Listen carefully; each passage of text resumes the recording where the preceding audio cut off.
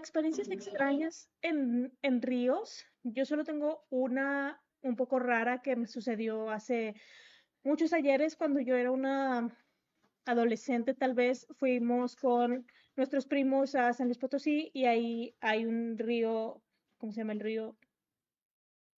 Pues en Tamazopo, no me acuerdo, se me fue ahorita cómo se llama el río, pero nos fuimos caminando por la orilla hasta que llegamos a una zona en la que no había nadie y era una zona muy rara.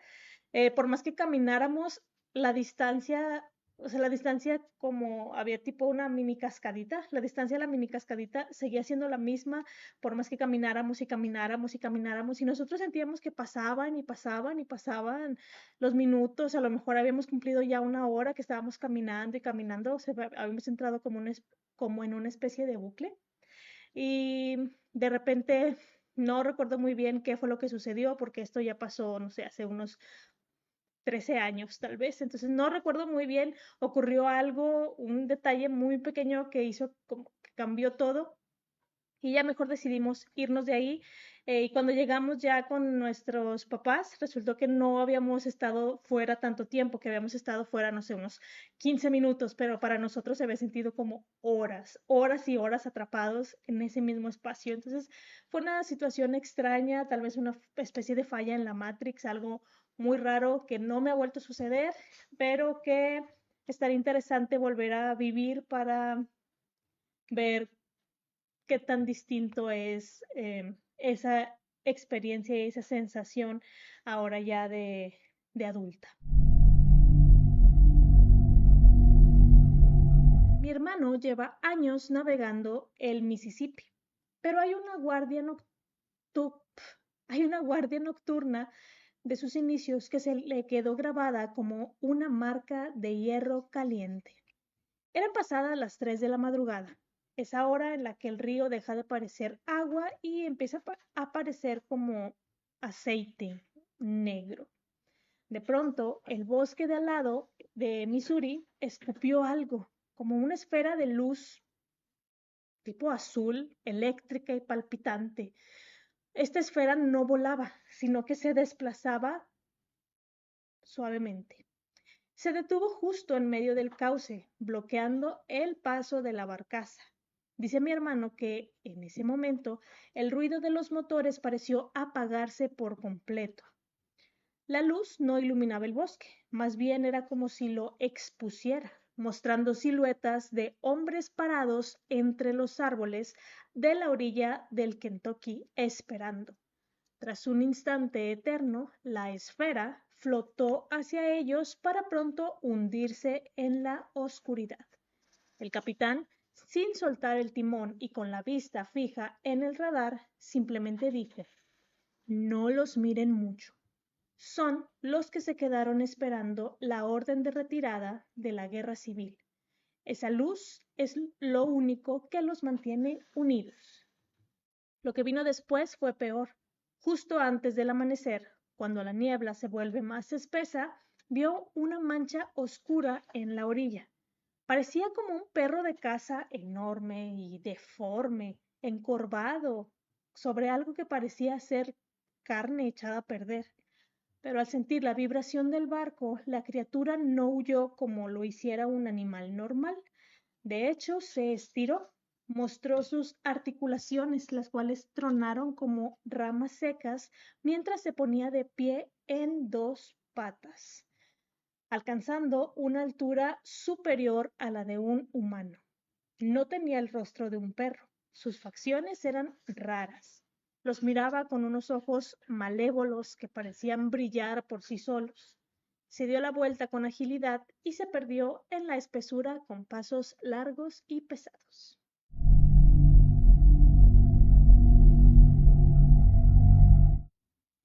Éramos un equipo de filmación profesional documentando una monstruosidad de acero, una plataforma de perforación de miles de toneladas construida en Luisiana. El plan era simple, ver cómo la cargaban en una barcaza gigante para remolcarla 180 millas mar adentro, hacia el corazón oscuro del Golfo. Para captar los mejores ángulos, alquilamos una lancha de trabajo un poco mugrienta, pero rápida. Salimos al canal de navegación cuando el sol comenzaba a caer. Al principio era un paisaje impresionante. Era como si Sudamérica estuviera plantada al sur de los Estados Unidos. La vegetación era tan verde que dolían los ojos y los esqueletos oxidados de las barcazas y barcos viejos que jaloneaban la orilla daban paso como a un aire posapocalíptico. Parecían lápidas de metal para hombres que el río se había tragado. Entonces la noche cayó y con ella cayó el motor también. No fue un fallo mecánico normal, no, el motor simplemente se apagó, como si una mano invisible lo hubiese cortado de la energía. Y la lancha, con toda nuestra tecnología cara a bordo, quedó a la deriva, meciéndose suavemente en las aguas negras del canal. El silencio inicial fue lo peor, pero aquel ruido no duró mucho. Primero comenzaron sonidos de animales, el croar de unas ranas, el grito de algunas aves nocturnas y pues un poquito normal, aunque algo ensordecedores, pero no parecía haber nada incorrecto en ellos. Era como una tipo orquesta desafinada de la naturaleza. Mientras esperábamos el remolque que parecía no llegar nunca, el sonido cambió. No estoy seguro de quién lo escuchó primero. Este empezó como un susurro, como un zumbido que se filtraba entre los cipres cubiertos de musgo. Pero estas eran voces, miles de voces que susurraban al unísono, no hablando inglés ni francés, sino como un dialecto antiguo, un dialecto extraño. Después de eso, empezaron los tambores. No como música, más bien parecían simular el latido del corazón. Tuntun, tuntun, tuntun. Profundo y rítmico, vibrando no con el aire directamente, sino más bien en el casco de metal de nuestra lancha. El sonido venía de lo más profundo del pantano, un lugar donde el terreno era bastante lodoso y movedizo, intransitable para cualquier humano, un lugar donde solo los caimanes parecían reinar, pero ahí, en la oscuridad absoluta, había algo más. El olor también cambió de golpe. Ya no parecía oler a agua estancada. Más bien, el olor se transformó a jazmín dulce y a sangre. Las sombras entre los árboles empezaron a moverse, parecido a unas figuras humanas danzantes. Cuando finalmente nos remolcaron, de vuelta al astillero, estábamos pálidos, temblando, sin decir ni una palabra. Al día siguiente le preguntamos al capitán de la lancha de rescate si sabía algo al respecto. Ese tramo de canal, dijo, ustedes no lo saben, pero hace años, hace más de un siglo, cuando la tierra no era puro fango, había una gran plantación ahí. El dueño decían que era cruel, muy cruel. Dicen que sus esclavos, a los que trajeron, tenían secretos que venían desde el otro lado del mundo, algo que no les pudieron sacar ni con los tantos latigazos que les propiciaron. Hizo una pausa, miró hacia el horizonte oscuro. Dijo, entonces un huracán enorme borró la plantación del mapa, arrasó con todo. Las casas, los campos, la gente, los cuerpos nunca se encontraron. Se dice que el pantano se los tragó enteros, pero que sus ritos nunca pararon. Por aquí no navegamos de noche, y no es por el tráfico de las barcazas, no, es porque los motores siempre fallan, como si el pantano supiera que estás ahí.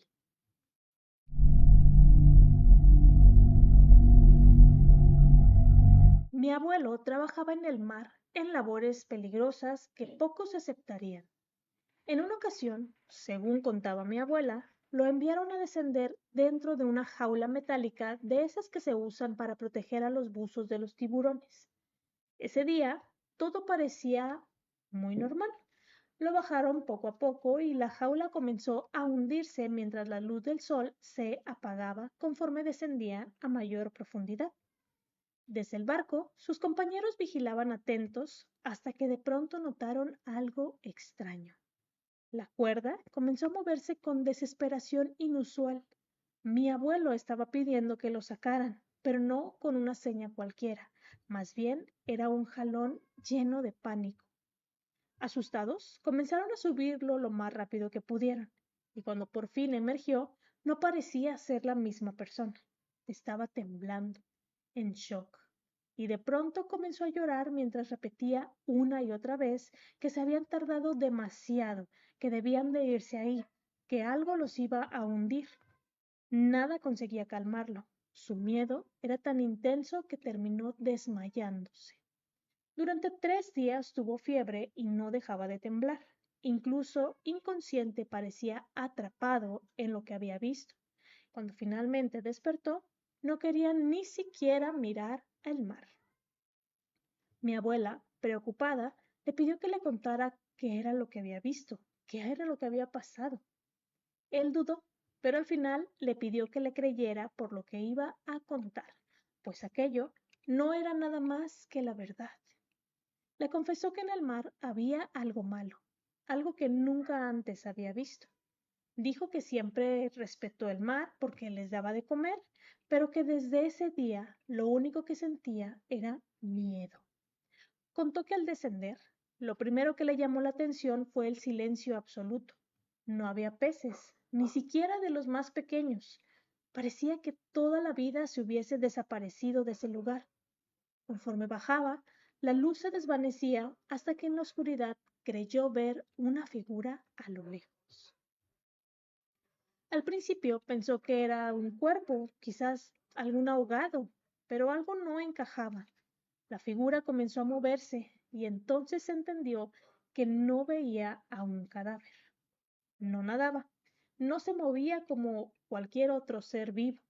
Parecía como si flotara, deslizándose en el agua sin esfuerzo. Tenía forma humana, eso sí, pero bastante extraña. El miedo lo invadió por completo y comenzó a jalar la cuerda pidiendo ayuda, rezando para que lo sacaran de ahí lo más pronto posible. Y fue entonces cuando la cosa esa se dio cuenta.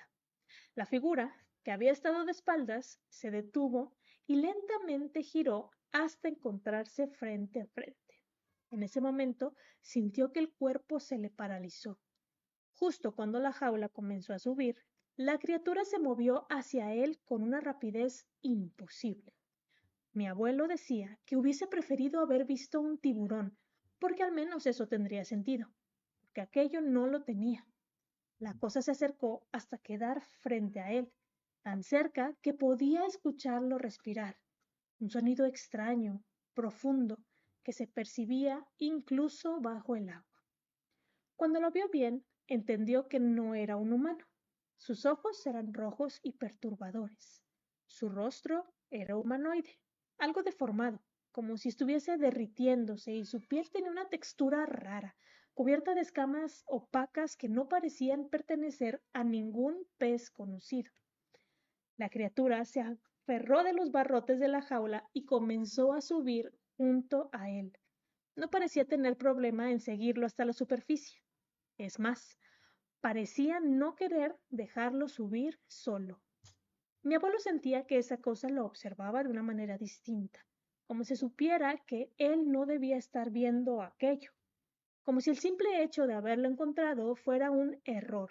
Pero entonces la luz empezó a regresar y la superficie estaba cada vez más cerca. Justo antes de salir, la criatura se soltó sin hacer ningún ruido.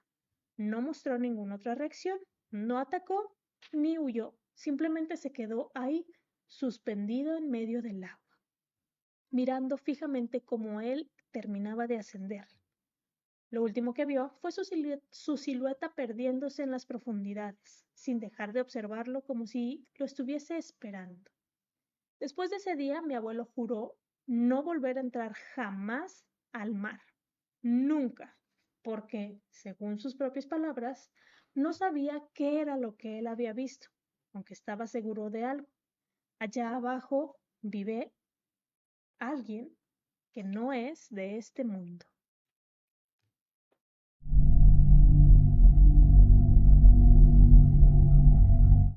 Mira, Esto no me lo contó cualquiera, me lo dijo un viejo amigo con el que trabajé en el mar, de esos que ya han visto de todo y que no se impresionan fácil. Una noche me advirtió que tuviera cuidado con ciertas zonas donde el agua se queda muy tranquila, porque según él, ahí es donde aparece algo que no debería de existir. Me habló de algo que algunos llaman Ningen, aunque decía que el nombre no importaba, porque sea lo que es, no es algo que uno deba de observar. Según él, le pasó hace mucho tiempo en aguas frías, de esas donde el mar se ve absolutamente negro por la noche. Todo estaba en calma, no había viento y el único sonido era el del motor. De pronto, uno de los hombres se quedó mirando fijamente hacia el agua, poco a poco, y los demás se acercaron hasta que todos terminaron viendo lo mismo. Debajo de la superficie había una forma enorme. No era un pez, no era una ballena, era algo gigante y sin sentido. Cuando encendieron las luces, esa cosa no huyó. De hecho, se quedó ahí, suspendida. Y fue cuando pudieron distinguir mejor su forma. Tenía algo parecido a un cuerpo humano, pero enorme, completamente blanco, como si su piel fuera lisa y sin rasgos de nada. No se le distinguían bien los ojos ni la boca, pero aún así todos sintieron lo mismo al verlo, que esa cosa los observaba de vuelta. Tampoco nadaba como un animal, no se movía con fuerza, simplemente se deslizaba en el agua de forma lenta. El viejo me dijo que en ese momento sintió un miedo muy profundo. Creía que su cuerpo entendía que esa cosa de ahí no pertenecía al mundo. O peor, que ellos eran los que estaban en el lugar equivocado. Nadie hablaba y nadie se movía. Todos lo observaban. Entonces esa cosa se acercó todavía un poco más, lo suficiente como para que él jurara que pudo distinguir lo que parecía ser una cara, pero una cara mal hecha, incompleta, como si alguien hubiese intentado copiar al humano sin saber muy bien cómo hacerlo. Aún sin ojos definidos, sentía que lo estaba viendo directamente. Dice que quiso apartar la mirada, pero no pudo. Y de pronto, sin hacer ruido, sin salpicar, sin moverse, desapareció. No se sumergió, simplemente dejó de estar ahí. Nadie dijo nada por un buen rato, aunque todos lo vieron y todos sintieron lo mismo. Antes de terminar de contarme, el viejo solo me dijo algo que hasta hoy no se me olvida. En el mar hay cosas que no atacan ni cazan, porque no están ahí para eso. Están ahí desde antes y uno no sabe si solo te observan o si están esperando a que te acerques lo suficiente. Desde entonces, cada vez que el mar se queda muy en calma, prefiero no mirar hacia abajo.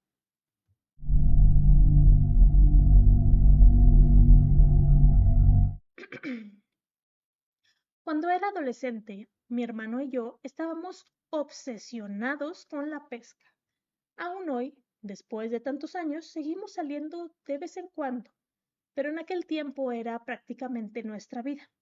Participábamos en torneos y en teoría entrenábamos casi todos los días, aunque la verdad es que esas sesiones eran más una excusa para pasar horas junto al río sin que nadie nos molestara. Yo tendría unos 13 cuando pasó todo. Era septiembre y estábamos pescando en una curva del río, en un lugar rodeado de árboles y raíces que sobresalían en la orilla. En ese tipo de pesca tienes que mantenerte en silencio. Cualquier ruido puede espantar a los peces, así que el ambiente ya era bastante tenso. El cielo comenzó a oscurecerse y se escuchaban truenos a lo lejos, el sonido grave que retumbaba cada cierto tiempo.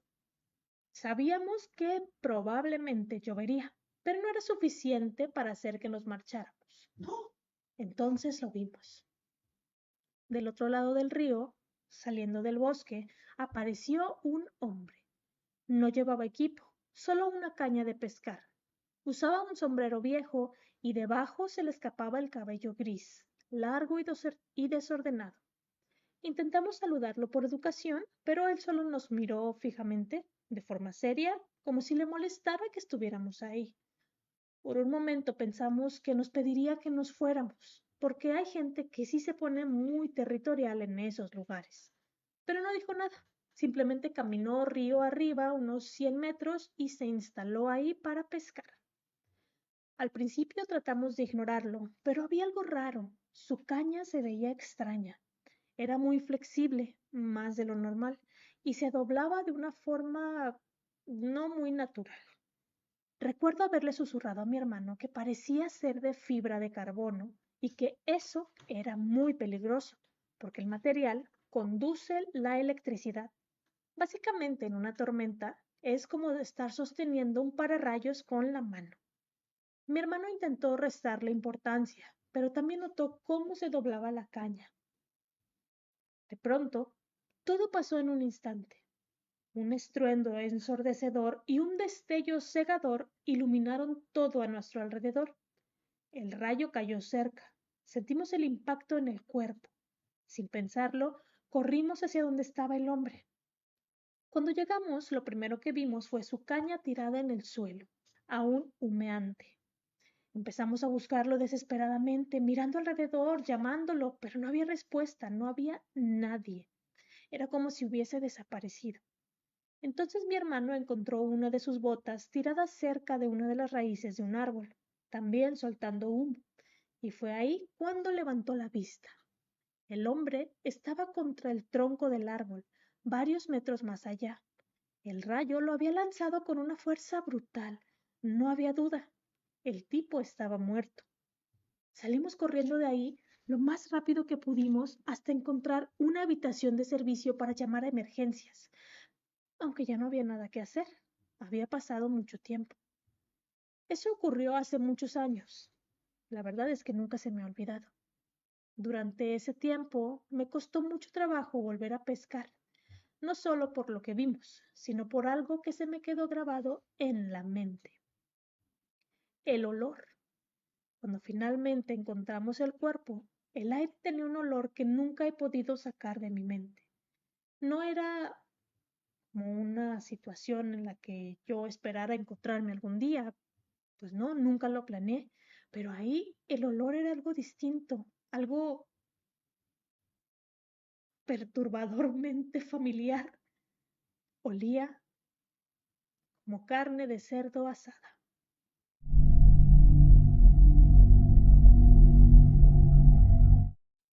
Crecí en los suburbios de Sydney, en Australia, siendo hija única de un hombre que prácticamente vivía para la pesca. Pasábamos muchísimo tiempo en el mar o en la playa mientras mi papá se metía al agua o se quedaba en la orilla lanzando su caña durante horas. Para nosotros era algo normal, parte de la rutina, como si el océano fuera una extensión de nuestra casa.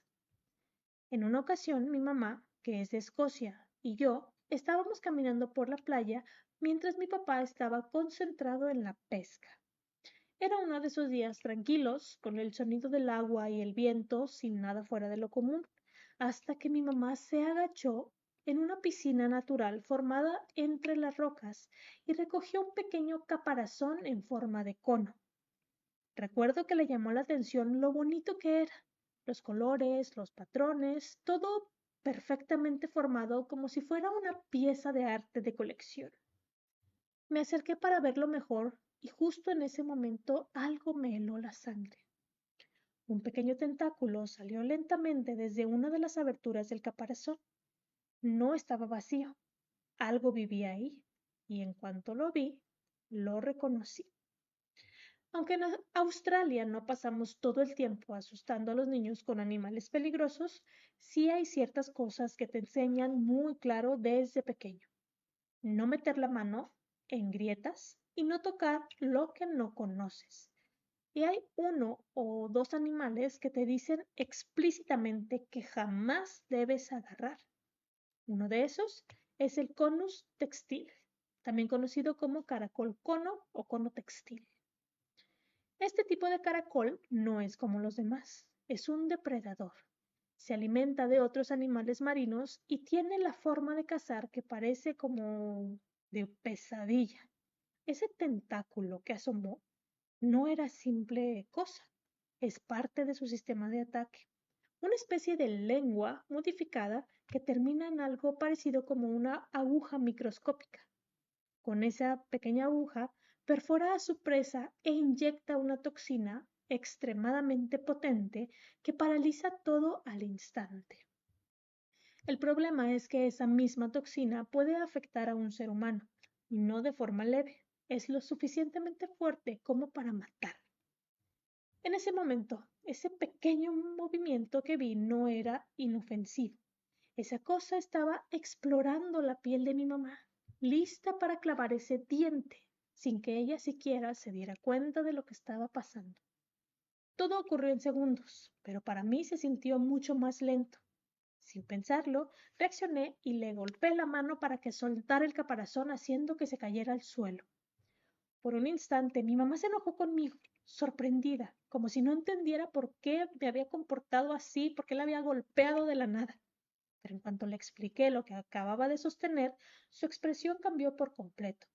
Pasó del enojo a algo mucho más serio, como si de repente entendiera lo que había estado haciendo. Después de eso, se quedó en silencio unos segundos mirando el caparazón en el suelo sin atreverse a acercarse otra vez. Y aunque había vivido en Australia durante años, en ese momento parecía haberse olvidado por completo de dónde estaba. Mi papá, cuando le contamos, solo se rió y dijo que algún día la encontraríamos abrazando una serpiente sin darse cuenta del peligro, como si fuera una broma. Pero después de lo que vimos ese día, a mí ya no me hizo tanta gracia, porque hay cosas en el mar que parecen inofensivas, pero basta con tocarlas una sola vez para que no haya forma de volver atrás.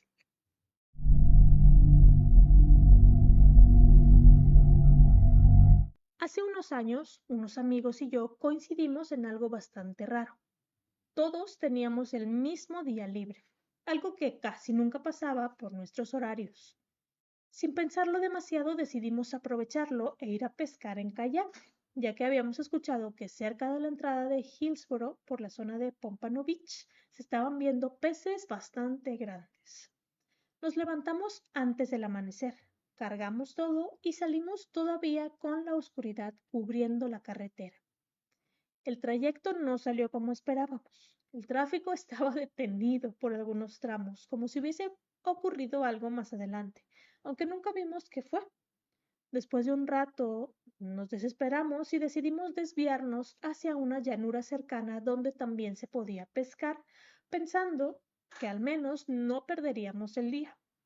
Cuando llegamos, el sol apenas comenzaba a salir y el cielo tenía esa tonalidad entre azul y naranja. Todos estábamos muy tranquilos. El agua estaba inmóvil, el aire algo pesado, pero al principio no le dimos importancia. Con el tiempo entendimos que el agua estuviera así de tranquila no era algo normal. La marea bajaba lentamente, dejando el agua clara y poco profunda, perfecta para moverse en kayak. Así que me subí y comencé a remar alejándome de la orilla, mientras mi amigo se quedaba atrás preparando el equipo. El movimiento del agua era tan suave que por un momento me relajé demasiado. Apenas había dormido y ni siquiera había desayunado. Yo me dejé llevar por esa sensación tranquila que tenía el lugar. Sin embargo, después de unos minutos, algo cambió de golpe. No fue un sonido ni fue un movimiento claro, más bien fue una sensación, como si algo en el ambiente hubiese cambiado. Entonces sentí que alguien me observaba. No fue solo una idea pasajera, fue la certeza incómoda, esa que te recorre el cuerpo cuando sabes que no estás solo, aunque no veas a nadie. Volté instintivamente hacia la orilla esperando ver a mi amigo, pero él seguía ocupado con las cañas sin prestarme atención. Fue entonces cuando algo llamó mi atención. Al mirar hacia abajo, vi una sombra moviéndose bajo el kayak. Al principio pensé que era un pez grande, pero cuando enfoqué mejor, me di cuenta de que era algo mucho más grande, algo que ni siquiera debería de estar ahí, deslizándose lentamente en apenas unos metros de profundidad. Este era un tiburón toro, fácilmente el más grande que he visto y también el más cercano. Pero algo no estaba bien. No se movía de forma normal, no reaccionaba, no parecía curioso ni agresivo. Simplemente avanzaba debajo de mi kayak con una forma suave. No tuve tiempo de pensar. Mi cuerpo reaccionó solo y comencé a remar hacia la orilla con una urgencia que no había sentido nunca, como si algo dentro de mí supiera que debía de salir de ahí de inmediato. Para ese momento mi amigo ya estaba en el agua. Al verme se quedó confundido por un segundo, pero cuando miró hacia abajo, su expresión cambió. No dijo nada claro, soltó un sonido entre sorpresa y miedo antes de empezar a remar con la misma desesperación que yo. Habíamos visto tiburones antes, pero siempre a la distancia y siempre en un bote, con más seguridad. Esto era distinto, estaba demasiado cerca. Cuando finalmente llegamos a la orilla, ninguno de los dos dijo nada durante un buen rato, aunque no hacía falta. Los dos sabíamos lo que habíamos visto. No era solo el hecho de que fuera un tiburón, era la sensación de que ese miedo profundo no se parece en nada al miedo común, sino es algo como instintivo, como si por un momento hubiésemos estado frente a algo que no estaba ahí por mera casualidad. Porque un tiburón puede aparecer, puede acercarse, incluso puede seguirte un poco, pero no se mueven de esa forma, no permanecen tan silenciosos. Lo que más me marcó no fue verlo, sino la certeza que se quedó después, la sensación de que aquel no había sido solo un simple encuentro en el agua. Desde ese día, cada vez que el agua está demasiado tranquila, prefiero no quedarme mucho tiempo, porque hay cosas allá abajo que no hacen ruido, que no dejan rastros y aún así sabes perfectamente cuando están cerca.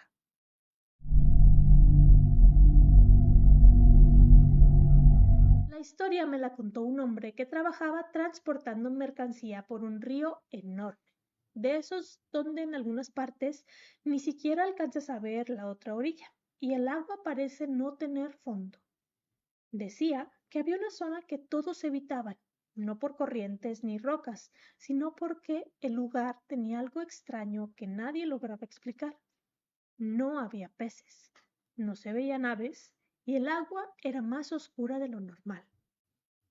Una noche, por una falla del motor, no tuvieron más opción que quedarse detenidos justo en ese punto. Al principio todo parecía tranquilo, el río completamente quieto y la superficie tan lisa que reflejaba la luna como un espejo. Pero después de unos minutos, uno de los hombres empezó a notar algo raro en el reflejo del agua.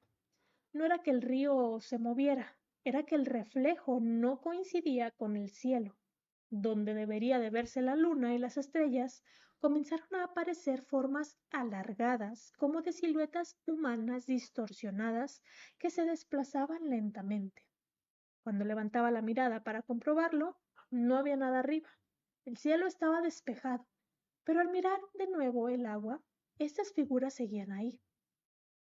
Al principio pensaron que era un efecto visual, algo causado por la luz o el cansancio, pero poco a poco las formas comenzaron a volverse más claras y más definidas, hasta que una de ellas tomó algo parecido a un rostro. No tenía rasgos normales, pero era inconfundible que estaba orientado hacia ellos. Uno de los hombres alumbró con una linterna directamente al agua, y por un instante todo desapareció. Pero en cuanto bajó la luz, las figuras regresaron, esta vez más cerca del bote. Fue entonces cuando entendieron algo que los dejó helados. Esas cosas no estaban en la superficie. Lo que veían era solo el reflejo de algo que estaba debajo, alineado con ellos, siguiendo su posición. Nadie dijo nada, pero todos lo sintieron al mismo tiempo. De pronto, una de las siluetas levantó lo que parecía ser un brazo, y en ese mismo instante el agua junto al bote se hundió un poquito, como si algo invisible hubiese emergido desde abajo. El miedo fue inmediato, No fue un pánico normal, era algo un poco más profundo, como si sus cuerpos reaccionaran antes que sus mentes. Las figuras comenzaron a multiplicarse rodeando el reflejo del bote, moviéndose lentamente, como si no necesitaran acercarse de más para que ellos supieran que estaban ahí. Algunos juraron ver rostros más claros, otros decían que no tenían ojos, pero todos coincidieron con que esas cosas los estaban mirando. En ese momento, el motor, que había fallado durante algunos minutos, encendió de la nada, sin que nadie lo tocara. No lo pensaron, simplemente aprovecharon y se alejaron lo más rápido posible sin mirar atrás. Sin embargo, uno de ellos no pudo evitar voltear por última vez y lo que vio fue algo que lo marcó, porque el agua ya no reflejaba nada normal. Las siluetas seguían ahí, quietas en el mismo punto donde se habían detenido, como si no dependieran de la posición del bote. Desde entonces, ninguno de ellos volvió a pasar por esa zona, porque entendieron algo que no puede explicarse del todo, que esas cosas no están simplemente en el río, sino que parecen estar atadas a ese lugar, como si esperaran a que alguien se detuviera el tiempo suficiente para notarlas.